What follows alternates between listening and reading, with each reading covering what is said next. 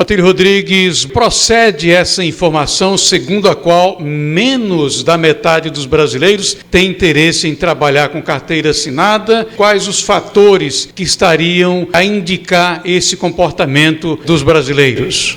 Essa foi uma pesquisa realizada pelo Instituto Datafolha. O que aparentemente pode surpreender é que isso alimentou os sonhos de muita gente da nossa geração. Hoje você vê 59% dos brasileiros, se dependessem deles, eles preferiam não trabalhar com carteira assinada e sim por livre iniciativa. E aí vem a questão, por que está acontecendo isso? Qual é a causa? Aí a gente tem que recuperar um pouco o contexto, que são transformações que acontecem no mundo, no trabalho, na estrutura, na natureza do trabalho, que é normal, que é natural da vida. Se você pegar a história do trabalho no Brasil, vamos colocar o trabalho livre como marco zero, a abolição da escravatura em 1888, primeiros anos do século passado aconteceram a formação dos primeiros sindicatos, aconteceram também as primeiras greves. Em 1943 teve um marco significativo na história do trabalho no Brasil, que foi a criação da CLT, consolidação das leis trabalhistas. Vamos dar um pulo até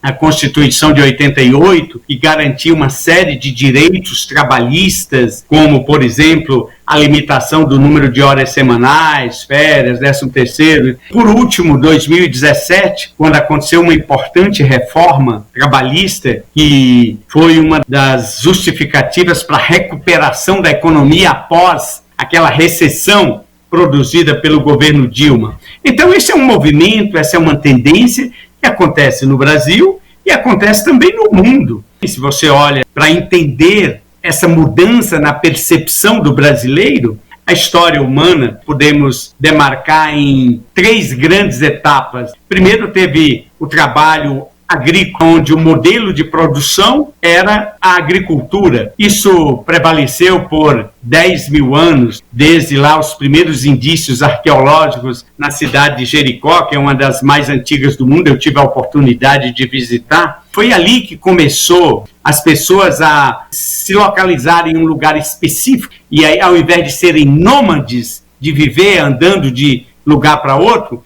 eles se estabeleceram em um local e começaram, através da chamada Revolução Agrícola, produzir alimentos num único local. Esse regime perdurou por mais de 10 mil anos, 12 mil anos, até 1750, quando teve uma grande mudança, que foi a Revolução Industrial, entre 1750 e 1800.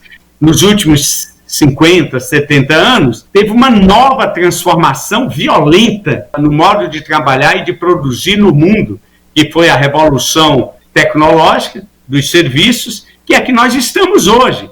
Então, para a gente entender essa percepção do brasileiro, ela se insere no bojo de um conjunto de transformações que estão acontecendo no mundo, que se caracteriza esse momento atual pela maior participação do trabalho da tecnologia no modo de se trabalhar. Se antes o local de trabalho era o campo, era a agricultura, era a enxada, era o arado, depois passou a ser a fábrica, hoje o trabalho é um trabalho híbrido. É um trabalho que você pode trabalhar em casa, atendendo um serviço, um cliente, uma demanda de outros países, da Índia. Hoje qualquer pessoa pode, da sua casa, montar um pequeno negócio e vender para o mundo inteiro. Então, essas mudanças que estão acontecendo e que explicam essa percepção, lembrando que, segundo essa pesquisa da Datafolha, 59% dos brasileiros preferem trabalhar por livre iniciativa, com a maior autonomia. Mas no universo das pessoas jovens, a pesquisa captou o intervalo entre pessoas que têm entre 15 e 65 anos, mas se você isolar apenas o universo dos jovens, isto significa 68% dos jovens preferem trabalhar por iniciativa própria. Isto também se insere dentro do sonho do brasileiro, que é um sonho de consumo hoje do brasileiro. Se lá para a nossa geração, na década de 70, 80, 90, o nosso sonho era trabalhar numa grande multinacional e poder obter a proteção de um emprego, hoje o sonho de consumo do brasileiro é empreendedorismo. A última questão que eu destacaria é que essa percepção do brasileiro, ela reflete um desejo de busca da independência financeira, trabalhar por conta própria. O último dado da pesquisa mostra que há 2 anos, 71% dos brasileiros preferiam ganhar menos e ter um registro na carteira, uma proteção maior, ganhando menos. E isto modificou 10 pontos percentuais. Hoje, apenas 61% dos brasileiros preferem ganhar menos e ter a proteção. Ou seja, 39% dos brasileiros preferem ganhar mais, mesmo sem ter a proteção da legislação e de uma empresa ou de um emprego. São mudanças que estão acontecendo no mundo e que a gente precisa estar atento. Essas mudanças apresentam vantagens, desvantagens? O que pode ser colocado? Eu dividiria a resposta em 2 partes. Primeiro, vamos entender na economia como um todo. Vamos destacar as vantagens, os benefícios. Esta mudança, a maioria esmagadora dos brasileiros preferem trabalhar por iniciativa própria. Isto reflete um indício inequívoco de empreendedorismo. E para a economia tem vantagens muito positivas. O empreendedorismo, veja só, segundo um estudo da Global Entrepreneurship Monitor, fez essa pesquisa no mundo inteiro, o Brasil é o 2º país do mundo, só ficamos atrás da Índia, no maior potencial de empreendedorismo. Por que isso é bom para a economia, para o país? Porque o empreendedorismo aumenta o volume de empregos. O empreendedorismo estimula e incentiva a inovação, a criatividade, além da geração de empregos, né? Então, do lado positivo para a economia, é isso. E do lado negativo, eu destacaria 2 pontos que esta tendência, esse movimento, como tudo na vida, tem prós e tem contra. Do lado negativo, a alta mortalidade das empresas.